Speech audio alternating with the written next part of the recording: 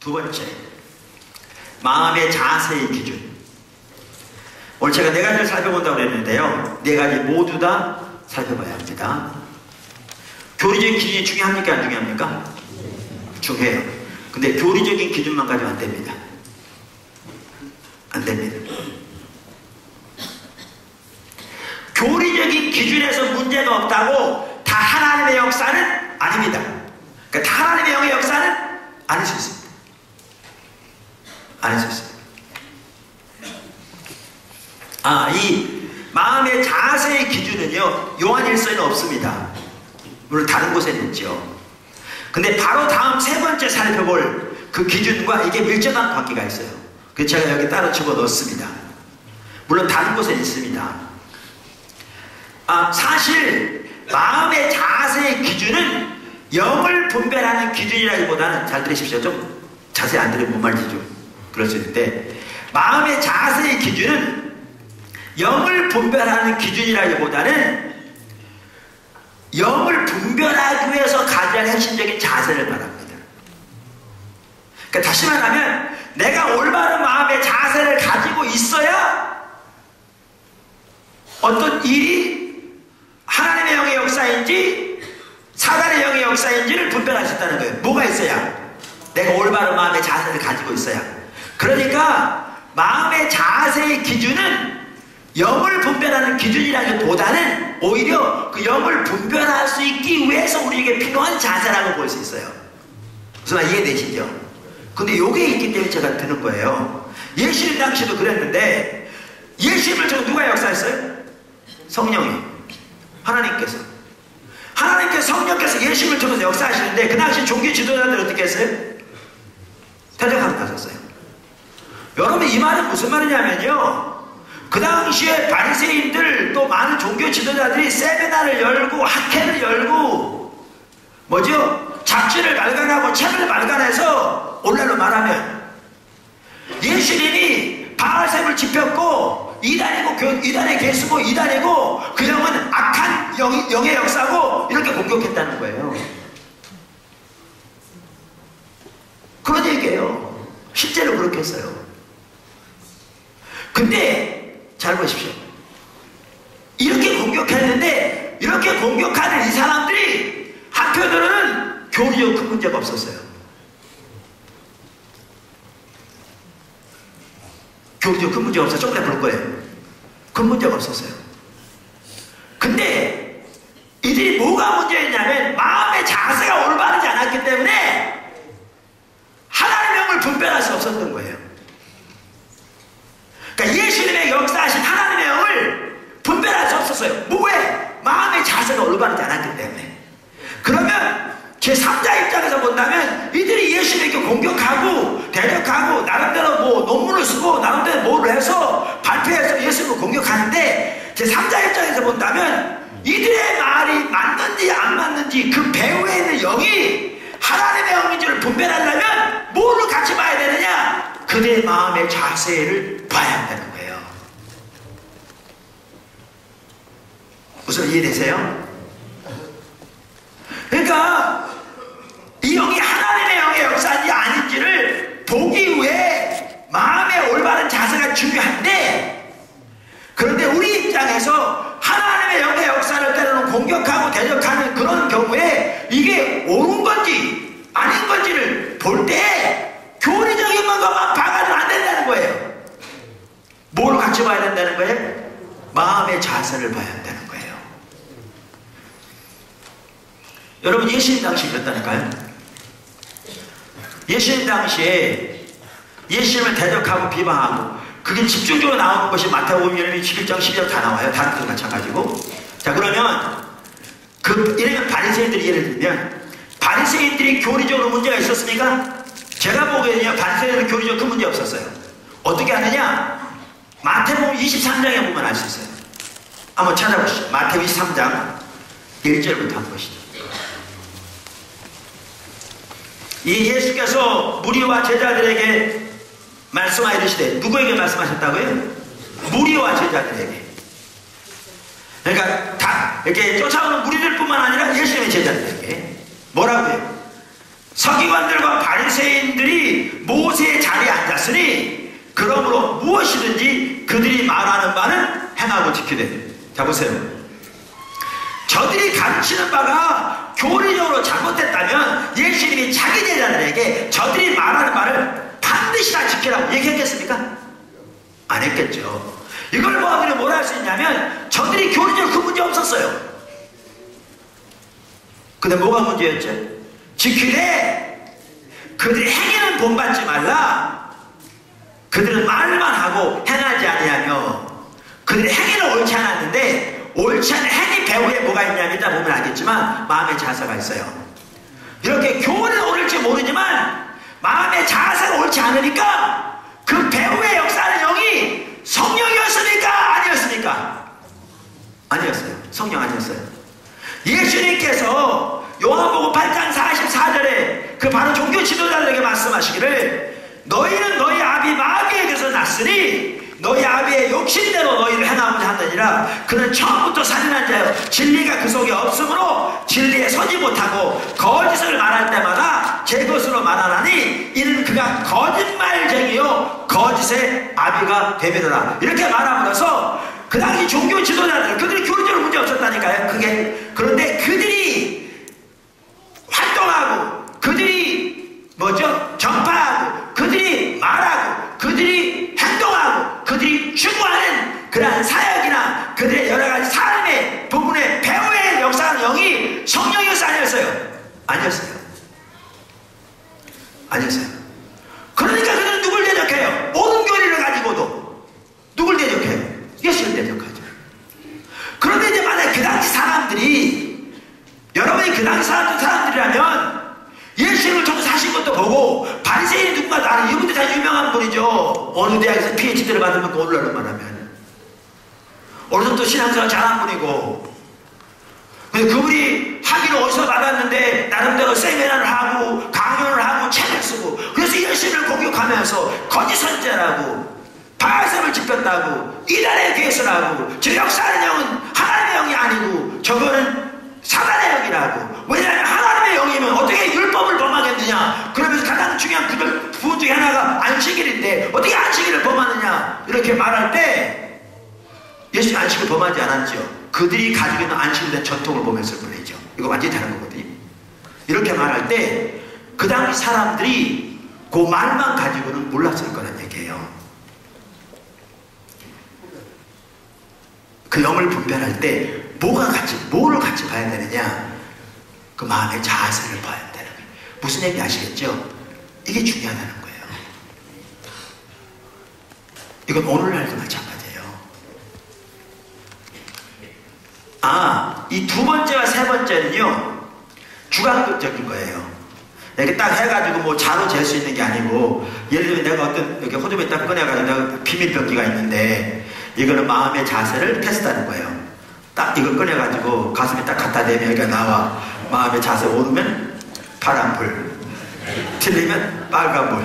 이렇게 나오는 게 있다면 저기 딱 갖다 대고 옳은가 뭐 틀린가 이렇게 할 텐데 그런 게 있는 게 아니잖아요. 주관적인 거잖아요. 그렇기 때문에 사람들은 잘못 사용할 수도 있고 또 그것에 대해 비방할 수도 있어요. 근데 분명한 사실은 이 기준 또한 분명히 있다는 거예요. 분명히. 그걸 보셔야 돼요. 여러분 그걸 봐야 오늘도 올바로 봐요. 올바로 봐요. 아멘. 이 마음의 자세가 하나님의 성령의 역사를 이해하는 데 있어서 얼마나 중요한가 하는 것을요, 마태복음 11장을 보면 명백하게 알 수 있어요. 마태복음 11장. 그럼 마태복음 11장 1절부터 한번 보실래요? 마태복음 11장 1절. 예수께서 12제자에게 명하기를 마치시고, 조금 아까 다 죽어간다고 그랬더니 소리 팍팍 들으니까 뭐 괜찮으면서 그러네요. 제가 다 죽어도요 강다리만 서면 괜찮아요. 내려갈 때까지는 몰라요. 하나님을 맡겼으니까. 네. 자, 11장 1절. 예수께서 12제자에게 명하여 명하기를 마치시고 그들의 여러 동네에서 가르치시며 전도하시려고 거기를 떠나가시니라. 요한이, 여기 요한은 어떤 요한이에요? 사도 요한이에요? 세례 요한이에요? 세례 요한 혹은 침례 요한이죠. 자, 요한이 옥에서 그리스도께서 하신 일을 듣고, 뭐를 듣고? 그리스도께서 하신 일을 듣고 제자들을 보내요. 예수께 여짜오되 오실 그이가 당신이 오니까 우리가 다른 일을 기다려오니까. 예수께서 대답하여 이르시되 너희가 가서 듣고 보는 것을 요한에게 알리되 맹인이 보며 못 걷는 사람이 걸으며 나병 환자가 깨끗함을 받으며 못 듣는 자가 들으며 죽은 자가 살아나며 가난한 자에게 복음이 전파된다 하라. 누구든지 나로 말미암아 뭐하지 아니하는 자는 실족하지 아니하는 자는 복이 있도다 하시니라. 여러분, 이 말은 예수님으로 인하여 실족할 수 있다는 거 없다는 거예요? 있다는 거예요.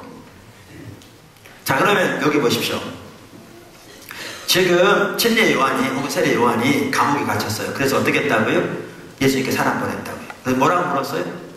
당신이 오실 그분입니까? 우리가 다른 사람을 기다려야 합니까? 그렇게 물었어요. 왜 그렇게 물었을까요? 어떤 사람은 그런 사람이 있어요. 요한이 감옥에 가니까 신앙이 떨어져 시험 들어서 확신이 없어지니까 예수님께 사람을 보내서 물었다. 그렇게 생각하는 사람이 있어요. 아니요. 하나님을 위해서 핍박을 받을 때 성령께서 함께 하실 거라고 성경에 써 있거든요. 뿐만 아니라 여기에 보면 힌트가 나와 있어요. 요한이 뭐를 듣고 했다고요? 예수님께서 행하신 일을 듣고 보냈다고요. 이걸 보면 알 수 있듯이 왜 보냈느냐면요, 그 조지 엘들 레드라고 하는 플로의 교수님이었는데 하나님 나라에 대해서 더 킹덤 오브 갓이라는 하나님 나라라는 책을 썼는데 거의 걸작품 수준이거든요. 정말 잘 썼어요.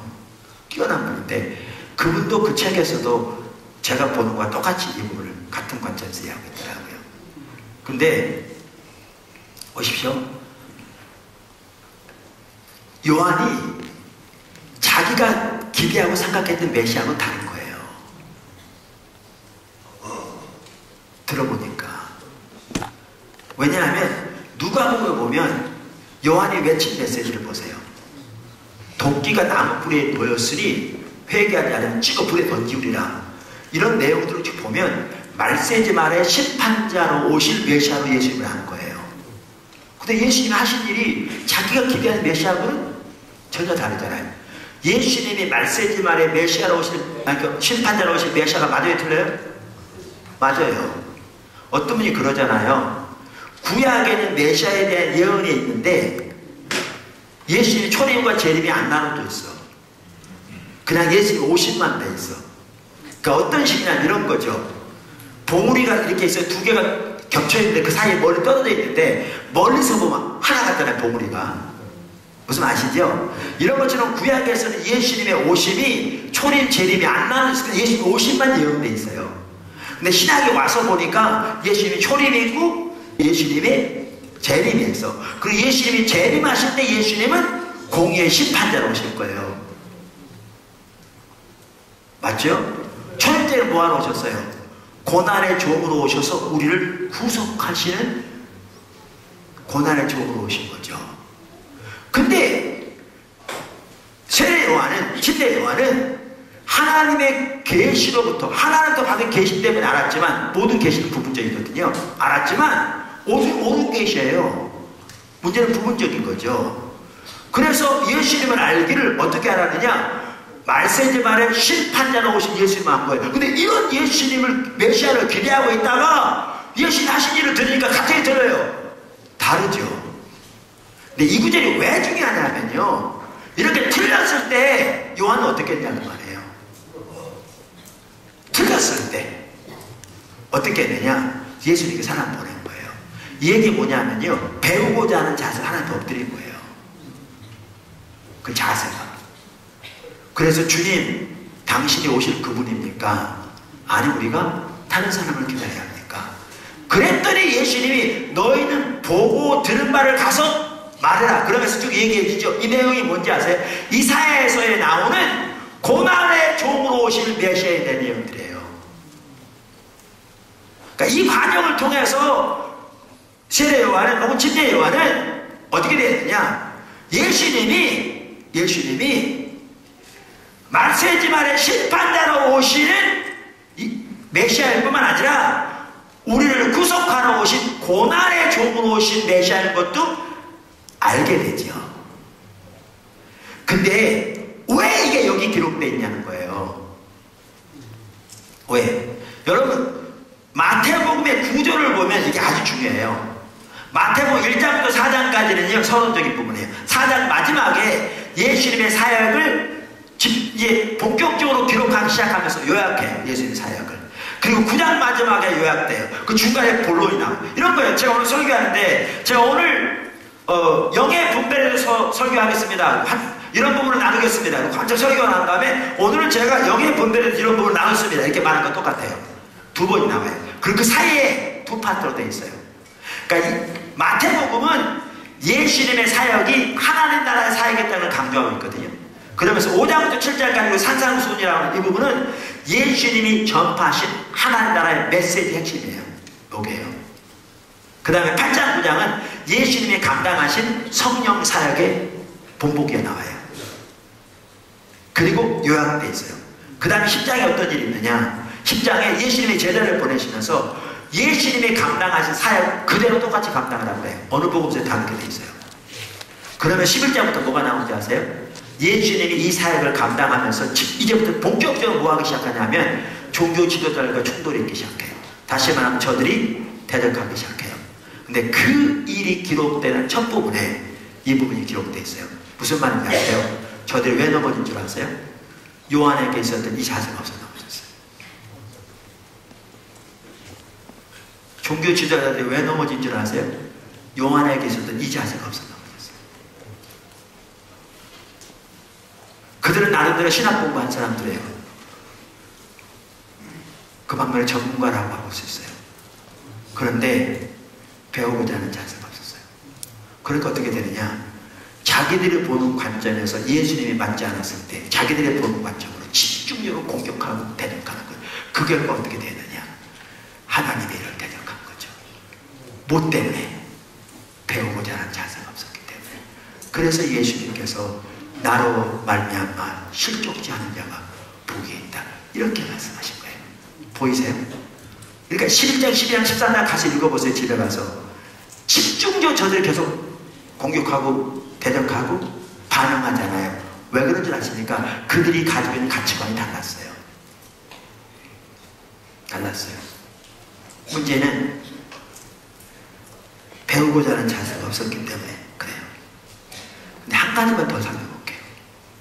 한 가지. 이제 11장에 보면 이렇게 이 구절을 말하고 난 다음에 곧바로 이어서 뭐가 나옵니까? 이제 그 당시 종교 지도자들이 예수님을 대적할 때 나와요. 자, 그러면서 여기 보십시오. 16절부터 보십시오. 16절 제가 이렇게 이 세대를 무엇으로 비유할꼬?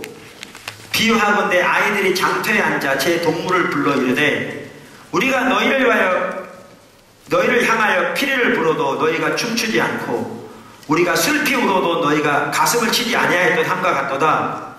요한이 와서 먹지도 않고 마시지도 아니하며 그들이 말하기를 뭐가 들었다? 귀신이 들었다 하더니 인자가 와서 먹고 마시며 말하기를 보라 먹기를 탐하고 포도주를 즐기는 사람이요 세리와 죄인의 친구로도 하니. 보세요. 반대하려고 작정한 사람은 어떻게 하든 반대해요. 근데 여기에 중요한 말이 있어요. 중요한 말. 요 말이에요. 지혜는 같이 읽어볼까요? 지혜는 그 행한 일로 인하여 옳다함을 얻느니라. 너무나 중요한 말입니다. 잘 들으십시오. 이게 너무나 중요한 말이에요. 다시 한번 읽어보세요. 지혜는 그 행한 일로 인하여 옳다함을 얻느니라. 제가 잘 설명할 수 있으면 좋겠는데요. 여기에 보면 이런 뜻이에요. 내가 뭘 많이 안다. 또 많은 지혜를 가지고 있다. 그렇게 말할지라도요. 내가 가지고 있는 지혜가 진정한 지혜고 실제적인 지혜라면 그게 뭘로 나타난다는 거예요? 행함으로 나타난다는 거예요. 행함으로 나타나지 않는 거는 이론적인 지식에 불과하고요. 아무런 소용없는 거라는 거죠. 하나님 앞에서. 이런 설교를 비유할게. 이건 목회자에게 너무나 중요한 말이고요. 여러분, 그 뭐죠?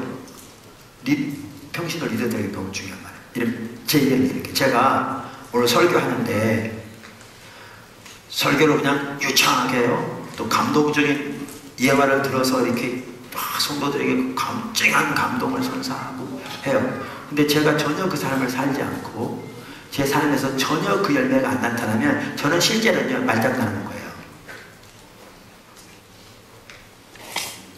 저는 말장난하는 거예요. 아무런 열매도 없는 그 시간 때우는 거예요. 여기 두 가지 지혜가 나와요. 하나는 이론적인 지혜가 나오고요. 하나는 참된 지혜가 나와요. 이론적인 지식이 나오고 참된 지식이 나오는데 이론적인 지식은 아무런 열매가 없다 그 말이에요. 그건 말장난이에요. 그냥 이론적인 지식일 뿐이에요. 그거 많다고 마음만 높아서 목만 고단서 목만 뻣뻣하게서는 하나님께 아무런 쓸모없는. 근데 참된 지식이 있죠. 하나님과의 관계에서 나온 실제적인 지식.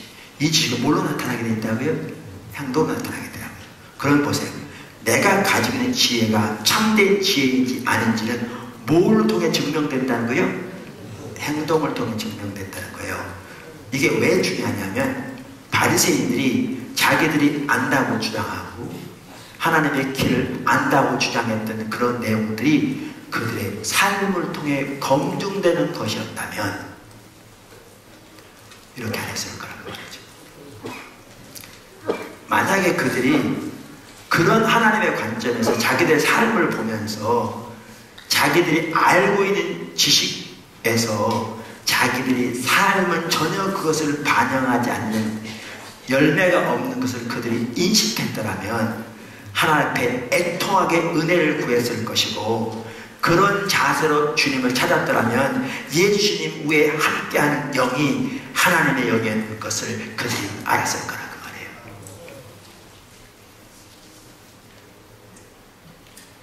이게 오늘날도 너무너무 중요합니다. 이 자세가 같이 가지 않으면 우리는 교리뿐이고요. 교리뿐이고요. 안다고 생각할지 모르지만 우리는 하나님의 영의 인도를 받는 게 아니라 악한 영의 조종을 받을 수 있습니다. 얼마든지. 그리고 하나님의 역사를 대적할 수 있습니다.